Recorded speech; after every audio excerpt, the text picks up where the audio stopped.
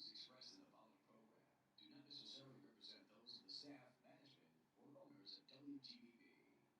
Live from Merrick, New York, this is Sports Talk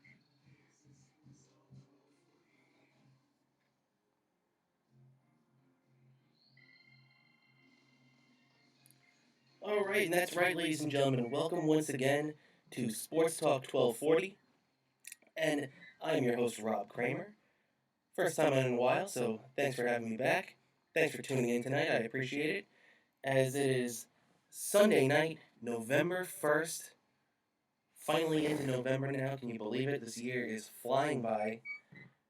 It's also dragging by, too, if you look at it from a pandemic point of view. But this has been one weird year, and we're almost done with it.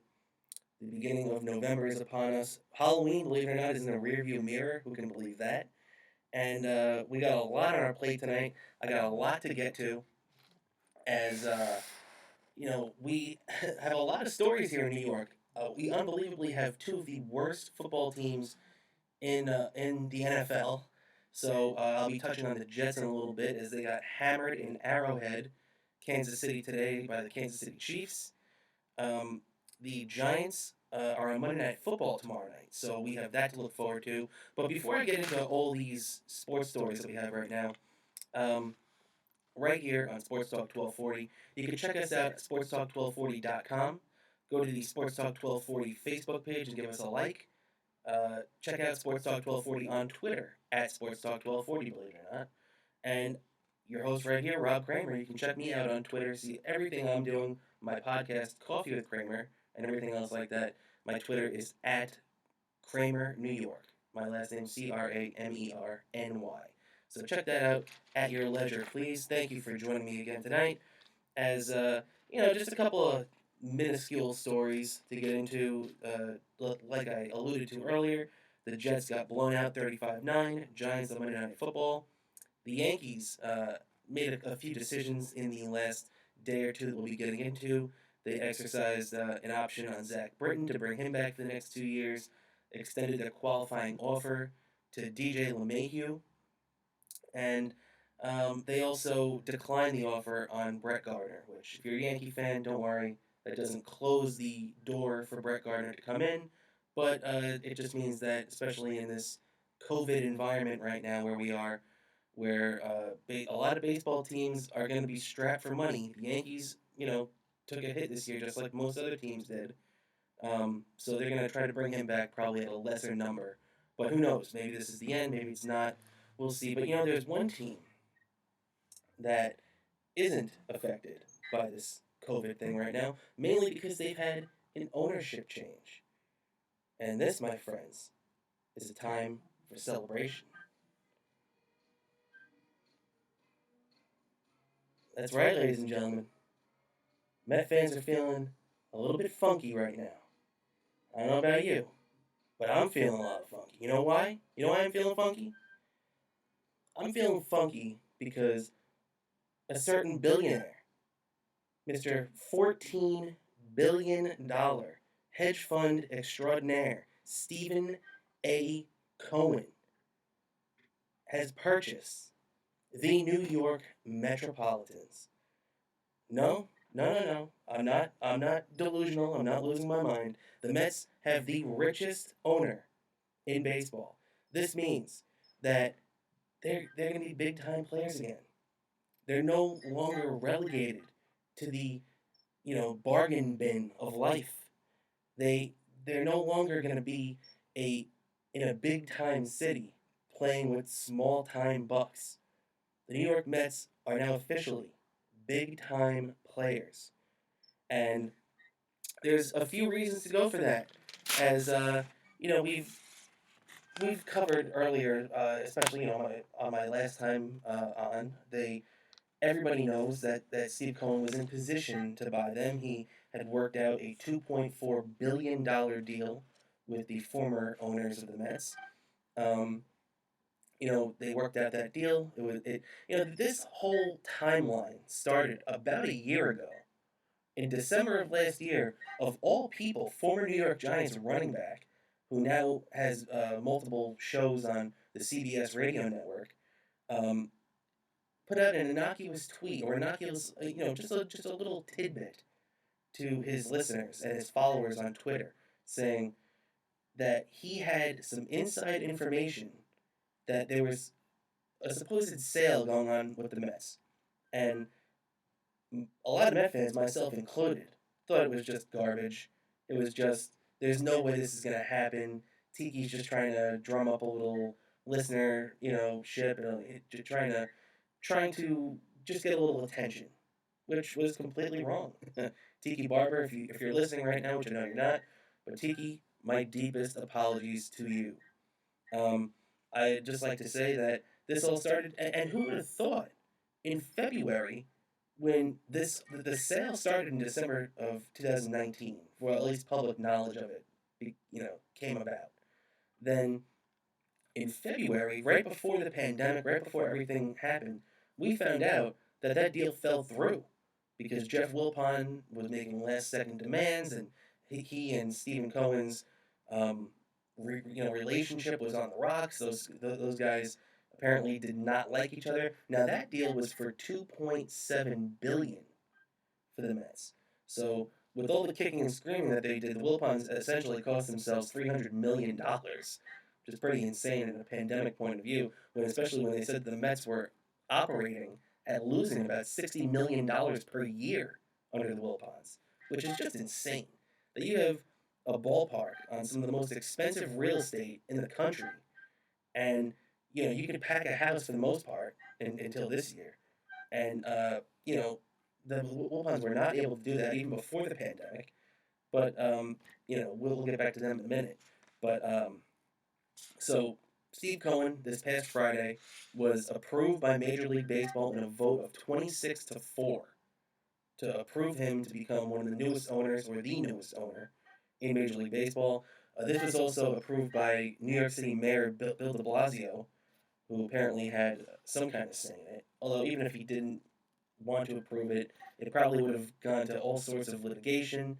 It would have gone to court. It probably still would have been ruled in Steve Cohen's favor, but it was just something to make Met fans sweat it out. I myself got wrapped up in it. I kind of thought that De Blasio was going to throw cold water on this amazing transaction happening for all Met fans, and luckily he didn't. Luckily, De Blasio just as he said in a couple of statements prior to this, that they were just doing their due diligence, and luckily for us, that was the truth and the case.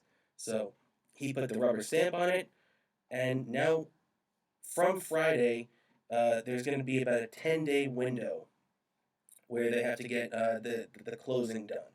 And if you've ever bought a house, if you ever know anybody that's bought a house, a closing could always be like pulling teeth. But guys like this, deals like this, the main hurdles have been jumped, and it's just going to be put on paper now, and it'll be all set in stone.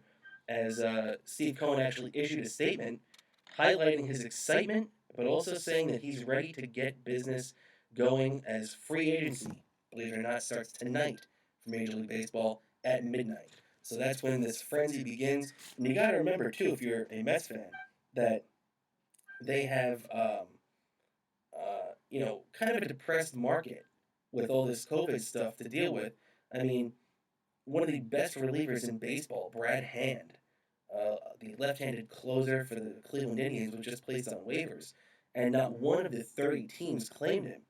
Now you could have gotten this one of the best relievers in baseball for 10 million bucks, which is not a lot in elite reliever money, and the Mets could have picked him up, or any other team for that matter, and every single team passed on him.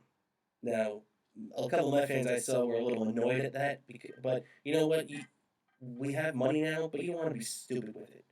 You don't want to just throw money around. If you feel confident that you can still get Brad Hand, or even want Brad Hand at a lower money value contract than 10 million, why would you know, pick that money up too? And not to mention, you're only getting him for 1 year. That's a 10 million 1 year contract. So you know, take that into consideration too. Any team is probably saying to themselves, if they want him, maybe they want him on a longer contract with a lower average annual value. So you have to remember that as well. even if you were a little annoyed at that. Which I was kind of hoping the Mets would pick him up, but look, you got to be smart about stuff like that, whether you have the money or not.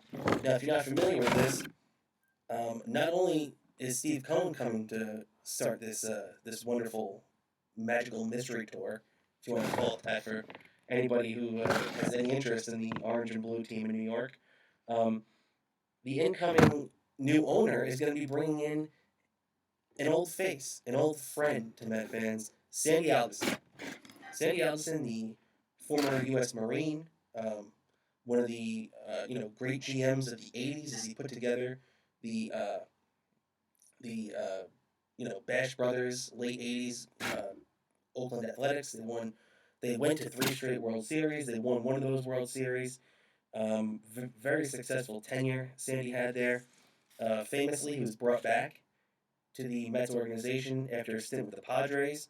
He was hired by the Mets. I'm sorry. Major League Baseball kind of intervened when the Mets were going through the whole Wilpon and Madoff fiasco. So in November of 2010, Sandy Alderson was appointed Mets general manager, a title he held for the next 8 years until 2018 when he was relieved of his duties. Mostly not even because of you know anything really wrong that he did on his part. Because look, Mets got to a World Series in 2015 under Sandy. The Mets, if you look at the Mets roster right now, most of the good players that they have were brought in by Sandy Alderson. You look at the Jeff McNeils. You look at um, Pete Alonso. You look at Brandon Nimmo. You look at Degrom and Noah Syndergaard and all these guys. Michael Conforto even. Most of the homegrown Mets guys they have on this team are from the Sandy Alderson era. So you have to remember that, and you just gotta supposedly so Sandy's gonna be coming in as team president, and he's gonna be having two titles underneath him. Obviously the owner's gonna be above him, but Sandy's gonna be the top baseball guy. He's gonna be the team president. Then you have underneath him a president of baseball operations who's yet to be named, and obviously a general manager, a title that's currently held by current general manager Brody Van Wagenen, which who knows how much longer he's going to be holding that title for because, you know, really, um, Brody has done a decent job. You can't kill him. I mean, he's going to get killed for um, the, for really the Jared Kalanick trade, which has become, but really the Robinson Cano Edwin Diaz trade. He's going to get killed for that, and that's a fair criticism for any Met fan to make. But you have to remember too, even though that the Marcus Stroman trade didn't work out, um, he went for it last year. He might have traded. See, the one thing that Brody did make a big mistake with, he traded a lot of good young pitching prospects. And the Blue Jays traded Marcus Stroman. Now they've got two good young pitching prospects out of that. Lefty Anthony Kay, and I forget who the other guy was, but he was a decent prospect too. Two former first round picks. So they really have been giving up way too much in that. I mean, really, a lot of these quote unquote low risk, high reward trades that didn't blow up in his face was really just J.D. Davis. And that was a good move. You gotta give him J.D. Davis, but a lot of the other stuff didn't work out. You signed Wilson Ramos. He looked good the first year, but Wilson admittedly looked pretty shot this year. He looked pretty bad, and especially defensively, he's declined rapidly as a Met. He has one of the lowest strike call rates in baseball. So just about a week ago, the Mets declined the team option on him. So Wilson's officially a free agent. So it's obviously got Met fans dreaming about JT Realmuto, the Phillies catcher, who they gave up Sixto Sanchez for, a guy who led the Marlins to the playoffs this year. Who would believe that you see the Marlins in the playoffs? That's they hadn't made the playoffs since 2003, so that was definitely shocking. But you got to give it to the Phillies for having the guts really to go out there and really go for it. But even after signing Bryce Harper, going for going for it, signing Zach Wheeler away from the Mets last year, which hopefully will never happen again. And Stevie Cohen, if you're listening right now, lock up Conforto and lock up Syndergaard. Whether you like Syndergaard or not, you saw what it means to have a deep rotation and have dynamic, hard throwing pitchers. That's the main thing you need. I mean, if you're a team like the Dodgers where you can roll out one of the best lineups in baseball, you can kind of piece it together after Kershaw. But you also remember they have Walker Bueller, who is completely underrated, one of the best pitchers in the game. And Walker Bueller has been great too. So you got those two fireballers leading it for them, and then they pieced together after that. They have a lot of young, homegrown guys. The Dodgers, every single starting pitcher that the Dodgers threw out there throughout this postseason run, where they won the 2020 World Series this year, was a homegrown guy. That means a lot. And I know it's kind of crazy when you think about it, especially over the years. They've had guys like Greinke, they've had, you know, many different guys, but, this year when they won the World Series, every single starting pitcher that they trotted out there was a homegrown guy. So that's what you got to do. You got to make sure that you can add certain guys when you need them, but you you really also have to just understand that it really, and this is what it means to have a guy like Sandy Alderson in control, because he can build you from the ground up. And the Mets are close right now. They're close. Now those two positions I mentioned earlier before, um, would be the two guys underneath Sandy Alderson, the president of baseball ops and the GM. There's a list of guys that you really just need to know for that. Obviously, Brody Van Wagenen is in that conversation because we don't know what his fate is yet, and we don't know what what the deal with uh, the manager is either. Luis Rojas. They still haven't announced it. I'm assuming they're going to keep Luis because it really wasn't his fault this year. I mean, to be honest, if it was up to me, I'd probably make a change. I'd probably bring in a guy. But at this moment, there's really no one that's going to make that big a difference anyways. Maybe you just, you know, play your cards close to your vest, go out there and see what Rojas has next year. And then if you like what you see, you let him keep it. If you don't, he's gone to win next year. And you see what you have. Maybe it'll be better managerial candidates on the table next year, especially with a guy like AJ Hinch already off the board.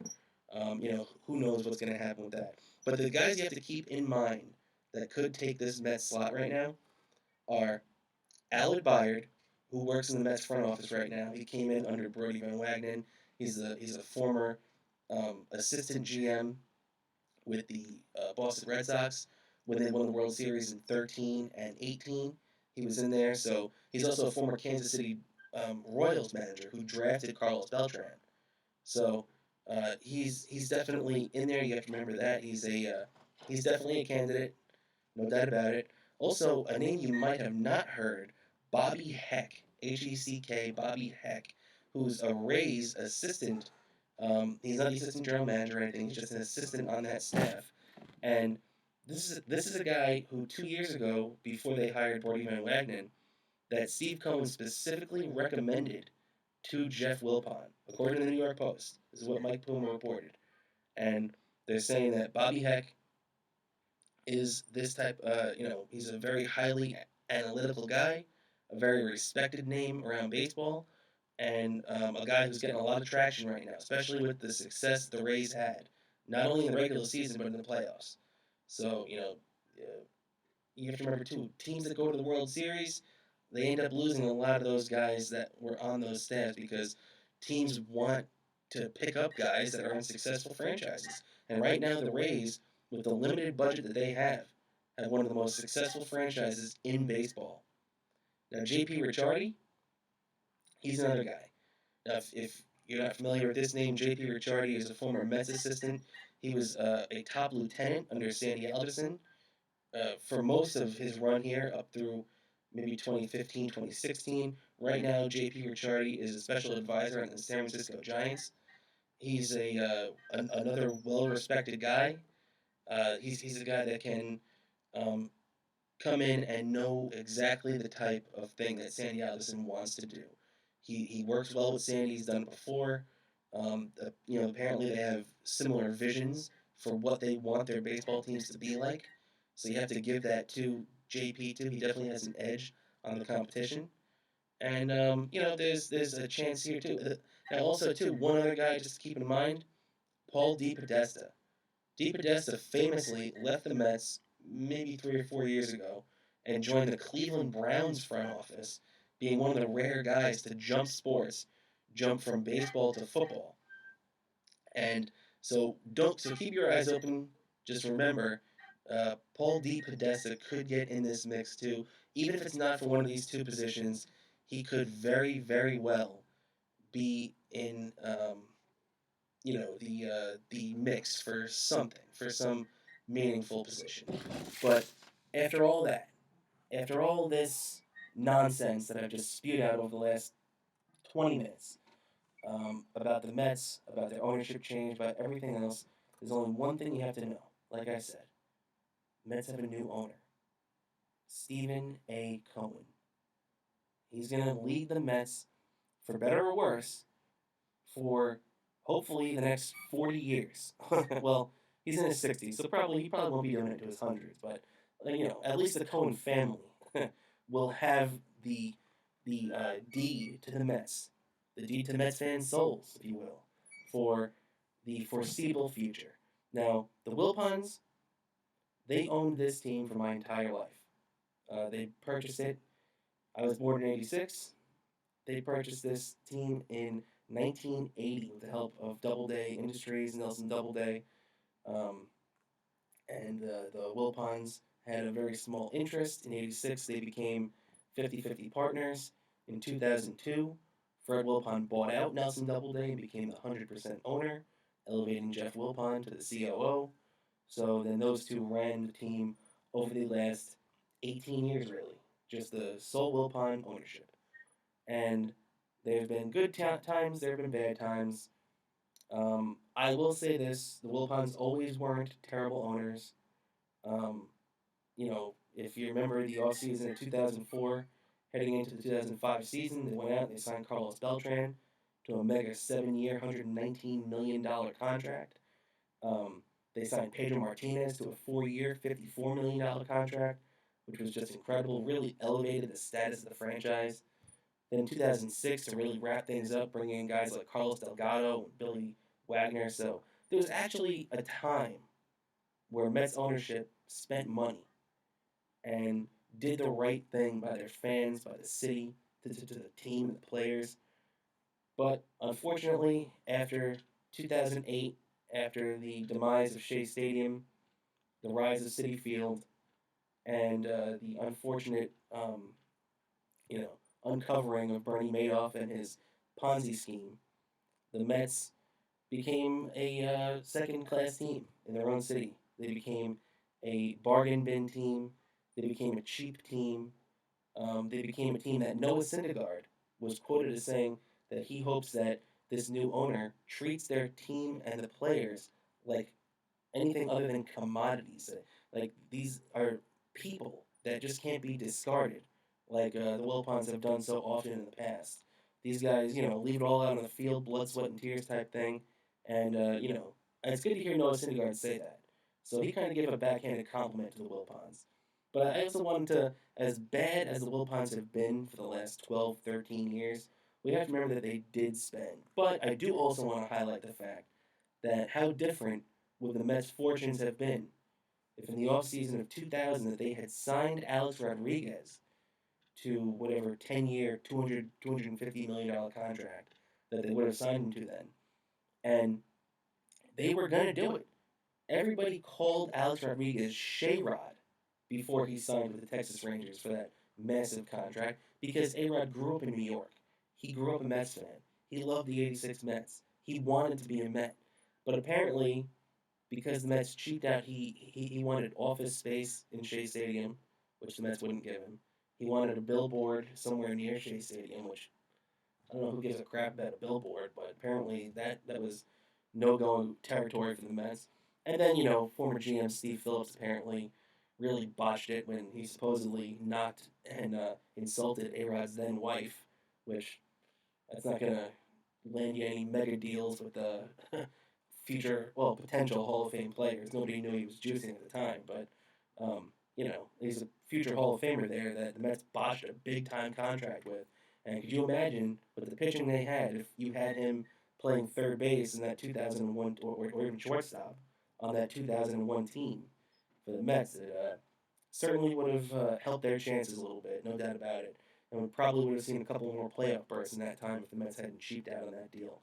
So a lot to think about, a lot to remember. But the one thing that I want to say to Met fans is the Wilpons are gone. The Wilpons can rest in peace.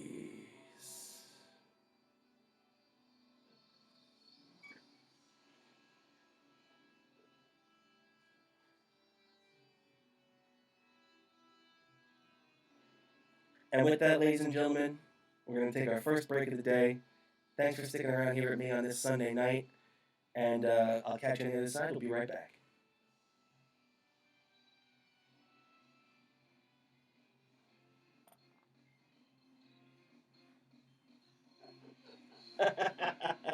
Thank you, Brian. That was perfect. On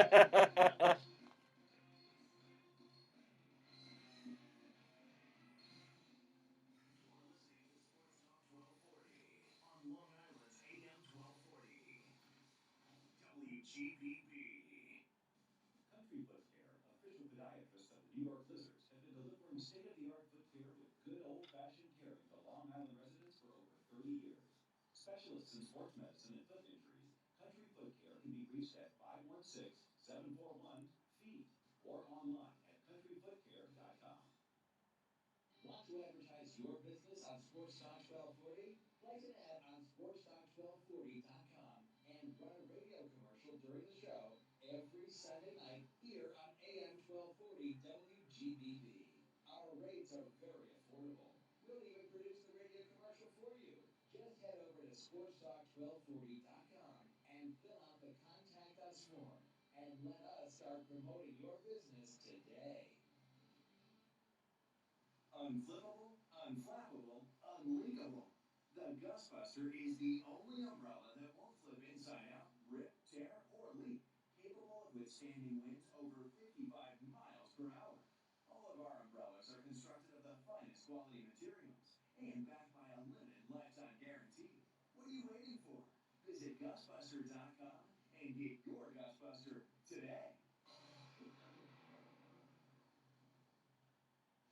Stay connected to Sports Talk 1240 by following us on Twitter, Facebook, and Instagram at Sports Talk 1240. You're listening to Sports Talk 1240, broadcasting every Sunday night beginning at 8 p.m.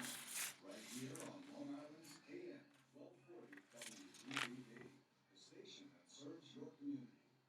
And now back to the show.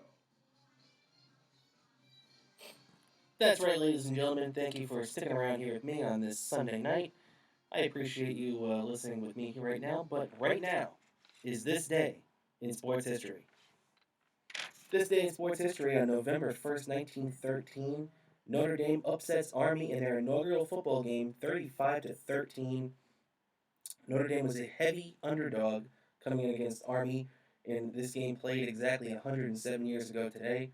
But Notre Dame, who currently sits in the top 5 in the rankings right now, not much has changed, as Notre Dame was winning back then, as they still do today. November 1st, 1924, the Boston Bruins become the first American NHL team to join the NHL. We had just a few Canadian teams at this point, and the Bruins became the first team to join from America. They also joined the same day as the Montreal Maroons, but this preceded the original 6, as the Rangers wouldn't join until 2 years later in 1926, when we had just a couple more teams join. But the first of the American original 6 at least, joined here. On this date, November 1st, 1966, the NFL awards a franchise to New Orleans, named the Saints in reference to All Saints Day. So that makes sense when you think about it. On this day, November 1st, 1970, the first NFL regular season game between the Jets and the Giants was played. as the Giants won 22-10 at Shea Stadium. And finally, on this date, November 1st, 1987, on the heels of the strike, the Jets retired number 13 Hall of Famer Don Maynard's number. Um, so that definitely got Jet fans feeling a little bit better after they had to sit through a bunch of garbage football. Not much different than right now, to be quite honest. As we had uh, you know, the Jets, they were still pretty good back then in the 80s. You still had Kenny O'Brien going over there. You still had a lot of talent on those teams in the late 80s. But they retired Don Maynard's number. Just one of the best receivers of all time, especially for the Jets. So you got to give it to them there. And so thanks for sticking with me here, ladies and gentlemen, on this Sunday night. As we had, like I said, a lot to get to right now. The Jets currently, boy, just what a train wreck they are.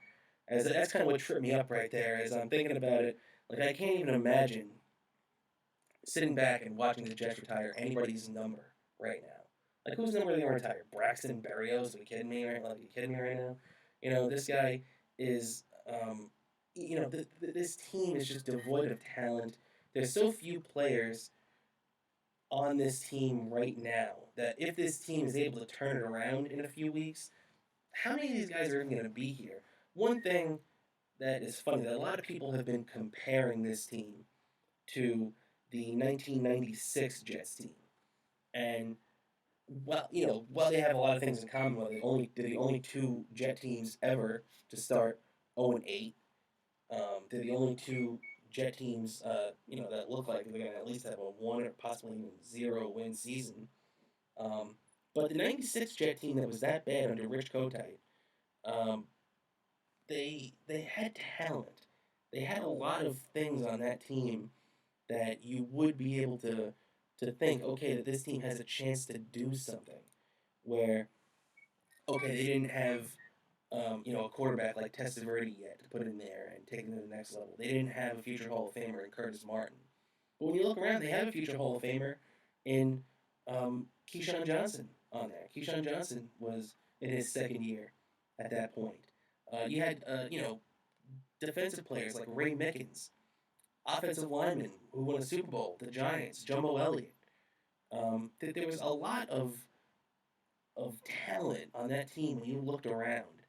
And when you look around on this team, I just don't see it. And not to mention, these guys are always hurt.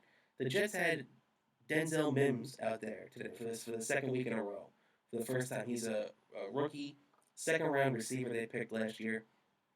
And this guy, I'm not knocking the kid because he could be a good receiver. But the thing is though, these guys are all having trouble staying on the field. Now, Jamison Crowder, who of all the free agents the Jets have signed, probably is one of the better ones they've signed the last couple of years. Now he's out because he has another injury. These guys all maybe there's not enough practice time. Maybe it's got something to do with the way they're handling things with COVID and everything like that. But these guys have been banged up more than anything. You can't name a guy on the team that hasn't missed action due to injury. And just when you look at the way that they keep these guys, I mean, the whole team is suspect, and there's a chance that when you look around, you're only gonna get like Mekhi Becton, the left tackle, number one pick they had last year. Quinn Williams is probably going to be here. But look, even their first round pick from 2018, Sam Darnold, isn't going to be there. Their first round pick from 2017, Jamal Adams, is already gone. The Jets are the only team in the NFL where you can go from, like, some teams, like, the Green Bay Packers drafted Aaron Rodgers in 2005. So they still have their 2005 first round draft pick on their team. The Jets, the latest number one pick the Jets have on their team right now is Sam Darnold from 2018. All the guys they've had over the years. Think about the first round busts that they've had. You, going back to, just all all the guys that have swung and missed. Sheldon Richardson, Muhammad Wilkerson, Leonard Williams, who's on the Giants now, and he's actually playing pretty decent for the Giants. But when you draft a guy like Leonard Williams, it's number 6 overall, by the way, and a lot of the prognosticators from that draft are coming out and telling you that not only did the Jets get a steal, but Leonard Williams is top the top player in that draft. You have much higher expectations than a guy that barely gets through the opposing offensive line, and the best thing you could say is that he almost sacked somebody, or that he had a hurry on the quarterback, or he put a little bit of pressure on the quarterback. No, a guy like that, you want to see him put the quarterback on his back. You want to see that jersey go from white to green. You want to see some dirt on that guy. You want to make sure that Leonard Williams is putting a hurting on people. But no, that's not what the Jets got. The Jets get guys like D. Milner from the first round, a guy who they wasted a first round pick on when they traded Darrell Revis to Tampa Bay. You know, Quentin Coples, Darren Lee. Does it anybody remember Darren Lee? Yeah, Darren Lee. Um, he ended up with the Jets. He had a couple of pretty decent seasons. Jets drafted him as middle linebacker, number 20 overall, just a couple of years ago, and he had a very high ceiling. So coming out of Ohio, to what everybody said, oh, this guy's going to be one of the next big tacklers in the league. He's defensively proficient.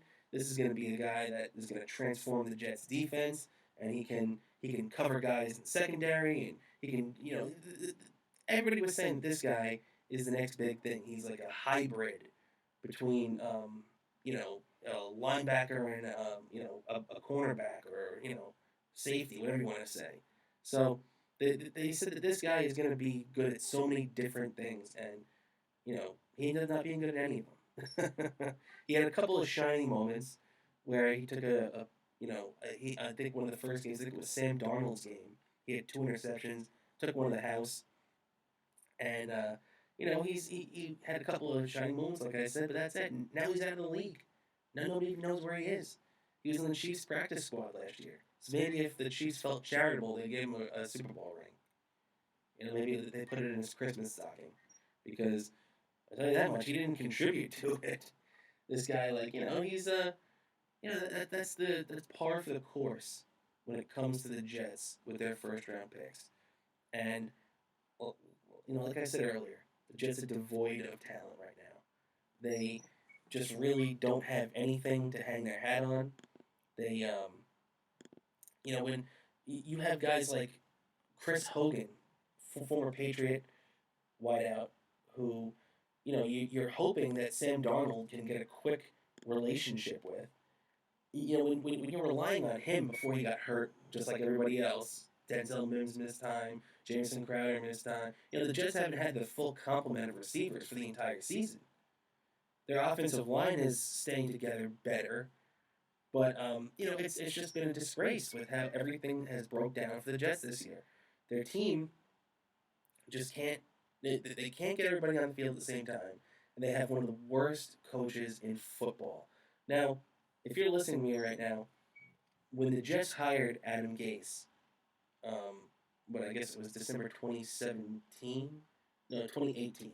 It was December 2018 when there was first rumors going around that the Jets could sign Adam Gase after he'd been fired from his job as the head coach of the Miami Dolphins. And I laughed.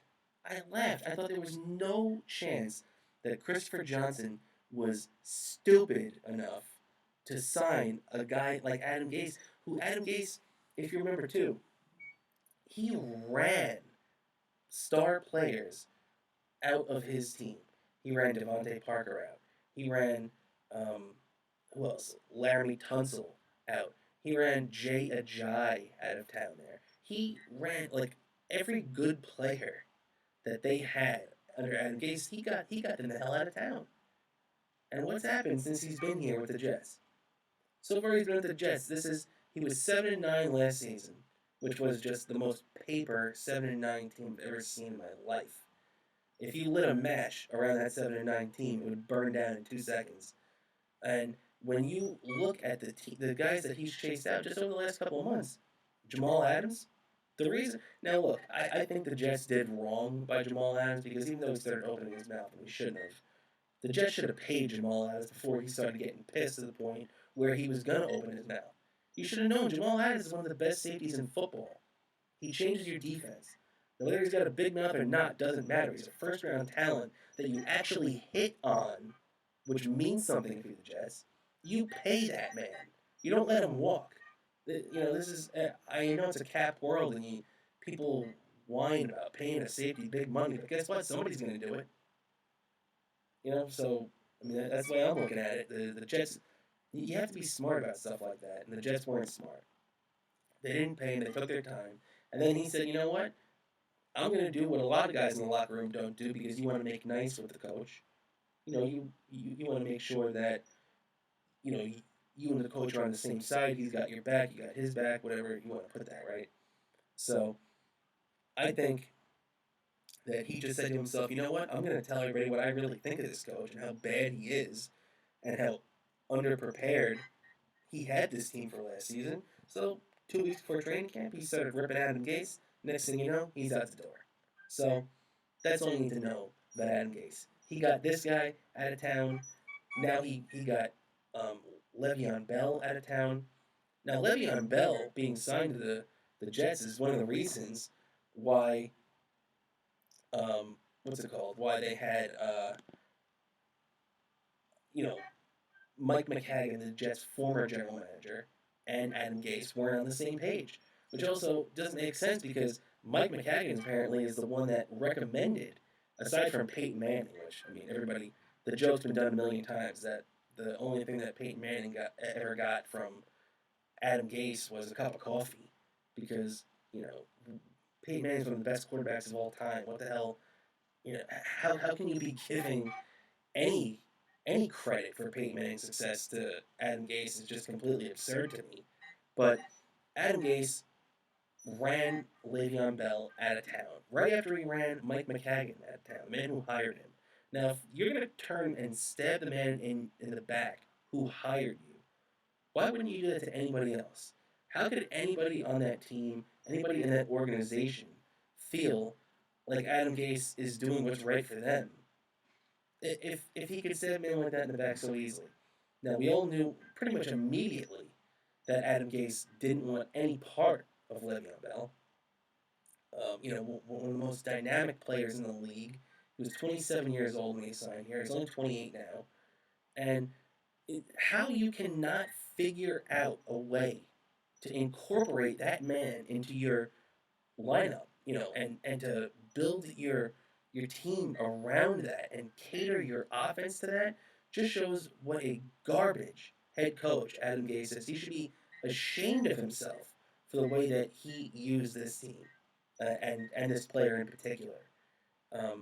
You have to have a better feel for your players than that. You have to be able to say that I can make the adjustment too. That's one thing that Adam Gase doesn't do. Now, you also look last week, right? The Jets actually had a pretty good first half against Buffalo.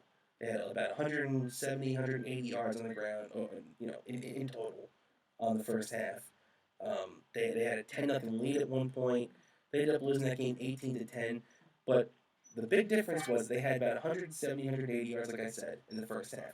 They had 4 yards in the second half. 4. That's not a misprint. 4 yards, which is insane. It's hard to do. You almost could accidentally get more than 4 yards. 1 first down in the second half. Terrible. What are they doing? And they're trying to blame it on Darryl Loggins. Darryl Loggins, the offensive coordinator, if you don't know, isn't the one that is designing all these plays. Now, they're trying to take pressure and heat off Adam Gase now by saying that. Like, oh, well, it's Darryl Loggins. Of course Darryl Loggins is doing that. Darryl Loggins is terrible. Darryl Loggins is Adam Gase's bag man. He's those two were tied to the hip. He was with him in Miami. I believe he was even an assistant with him in Chicago when they were coaches together there. So, when you look at it and you see that, this team is 0-8, going nowhere quick. and you have to just remember that it's that the reason why he isn't fired yet too is they just want to ride this season out. They just want to make sure that they go what 1-15, possibly the dreaded 0-16, and the Jets are it's. I just hope that we see more competitive games, and I'll give the Jets this too. They had a competitive start to the game today. A little sloppy ending to the first half, but they really entertained me at least the first half. The second half wasn't entertaining because you know what? One thing that's what I was getting to. The Jets don't make adjustments on the fly under Gase, and that's one of my biggest um, that's one of my biggest critiques of the Jets and this administration and everything going on with them. But you know what? Um, with that, I want to take our first call tonight. Dave, you're on the line. Thanks for calling in. How you doing, buddy?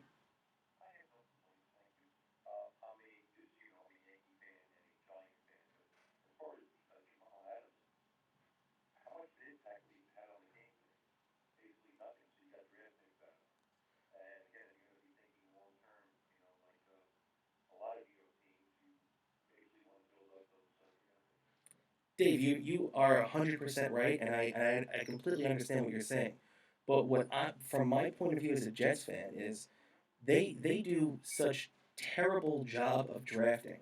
So the way I'm looking at it is, when you finally hit on a guy, and you're right, Jamal wouldn't have helped them win the game this year. Uh, especially today, probably any other day this year. But he, he's the type of guy that you can build around. And while you are correct that they did get two draft picks out of him for 2021 and 2022, the scary thing about that is too that we don't really know how accurate a lot of these draft projections are going to be the next year or two, with the college football season being so impacted by this COVID environment. Do you agree with that?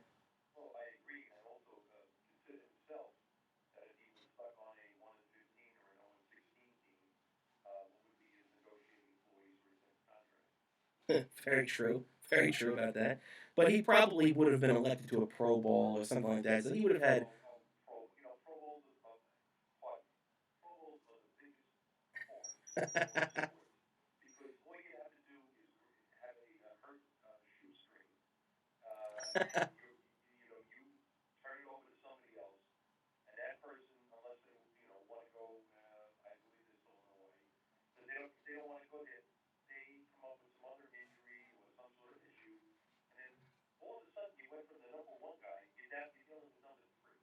Very true.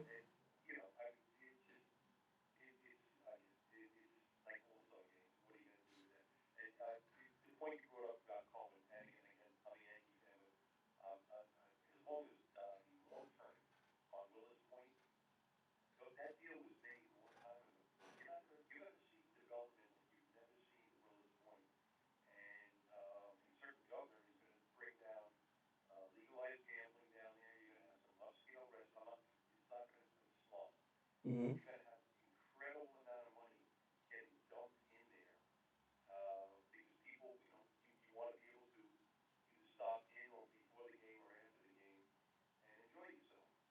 Yeah, I totally agree.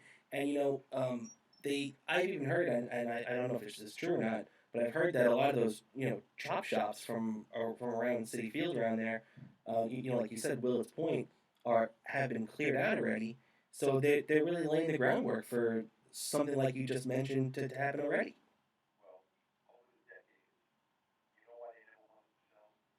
What?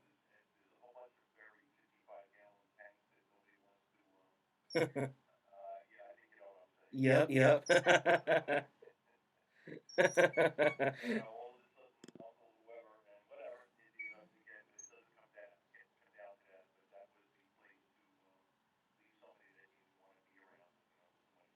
That makes sense. That definitely makes sense.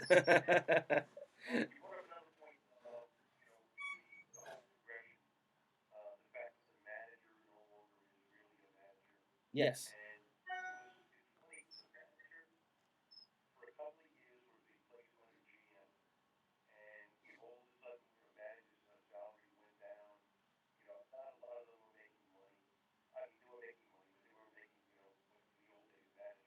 Hmm.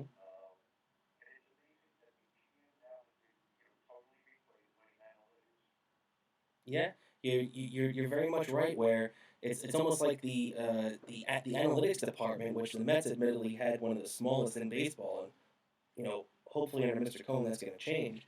But yeah, you're right. The analytics guys really make the call, which is why Steve Cohen, like I mentioned earlier, was really high on getting that guy Bobby Heck from the Tampa Bay Rays because supposedly he's one of these analytical geniuses, and they really want to adopt more policies like that in this organization. Yeah.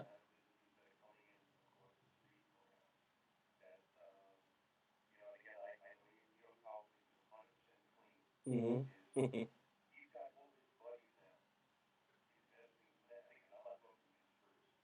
Hmm. Absolutely.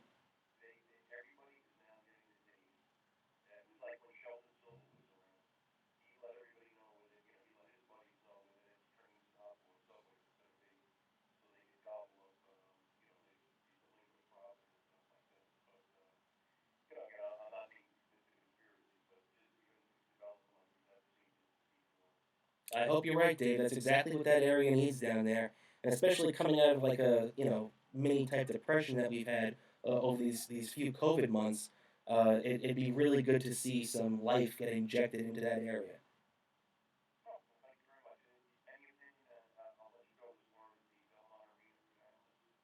I'm thrilled for the Islanders. I'm a Rangers fan, and thank you, Dave, for your call. I really appreciate it. I hope you have a great week. Absolutely, please.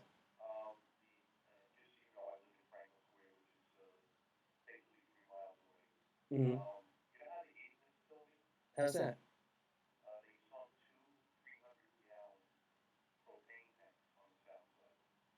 Really?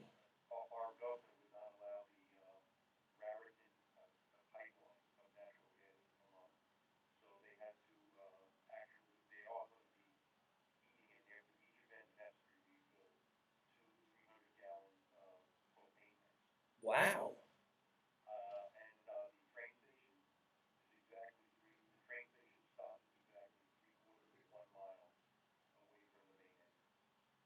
Wow, 3/4 of a mile. Jeez.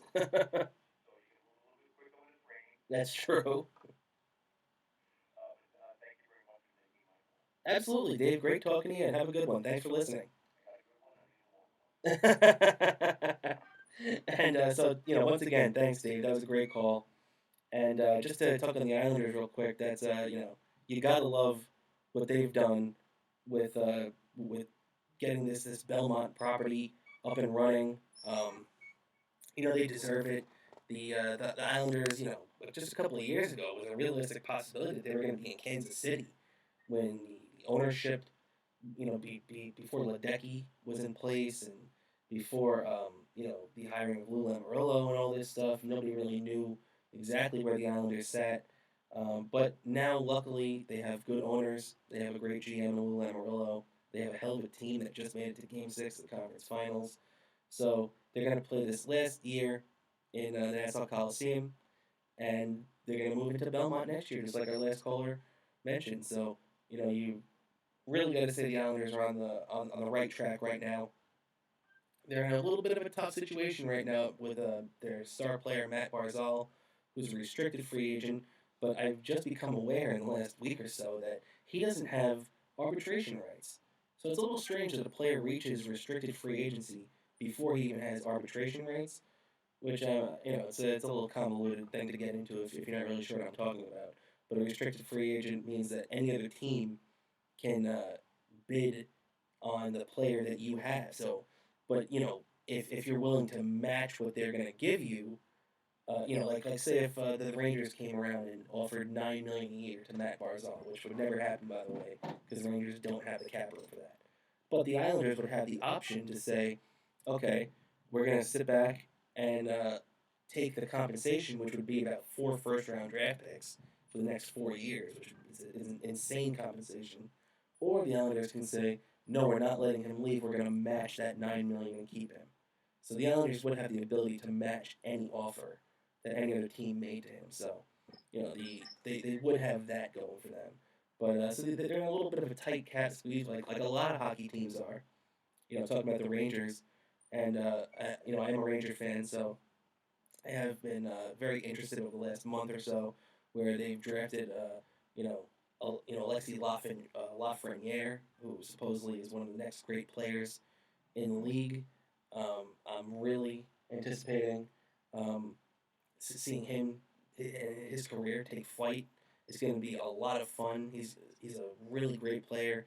There's a chance if right now hockey has the first of the year, January 1st, circled as their return date. Now I don't know how realistic that is. That they want to have people in the stands, maybe 25% capacity if that's possible. Don't know how that's going to be going down. I've heard January 1st. I've heard the a couple of the minor league hockey leagues, the WHL in Western Canada. I heard that they're talking about January 8th. Another start date of possibly February has been kicked around for the NHL. So who knows what's going on with that? Um, but so there's a chance that Lafreniere plays one more juniors tournament for Team Canada, which would be very weird. The Rangers actually have four players on that team for the first time since 2007. So it would be very interesting to see how that goes. Um, but like I said, we got there's a lot going on in sports right now. I've touched on a lot of it. I didn't really get too much in the Yankees tonight. I really just spent a lot of this time praising Steve Cohen and ripping the Jets. But also to one thing before I get out here and coming down the final lap here right now, ladies and gentlemen. Thanks for sticking with me. Um, just want to look ahead to the Monday Night Football matchup tomorrow. The Giants will be taking on the Tampa Bay Buccaneers. The Giants will be getting their first taste of Brady in a little while. Um, as you know, Brady already has 18 touchdowns on the board, but the Giants haven't lost to Tampa Bay since 2017. So they beat them in 18 and beat them in 19. Looking to make it 3 straight years with a W against Tampa Bay. So all the best luck to the Giants as Daniel Jones and Darius Slayton and that whole crew over there looks to get the job done. Best of luck. Hope you take care of the Bucks. Would love to see Brady go down one more time. But as you can hear the music, ladies and gentlemen, that means it's the end of the night for me. The end of the night for Sports Talk 1240. Thanks for listening. I really appreciate it.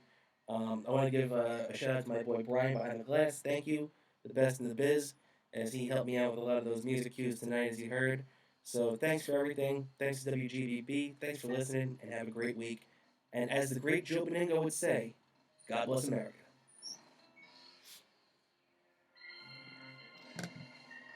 The views expressed in the previous program did not necessarily represent those of the staff, management, or owners of WGBB.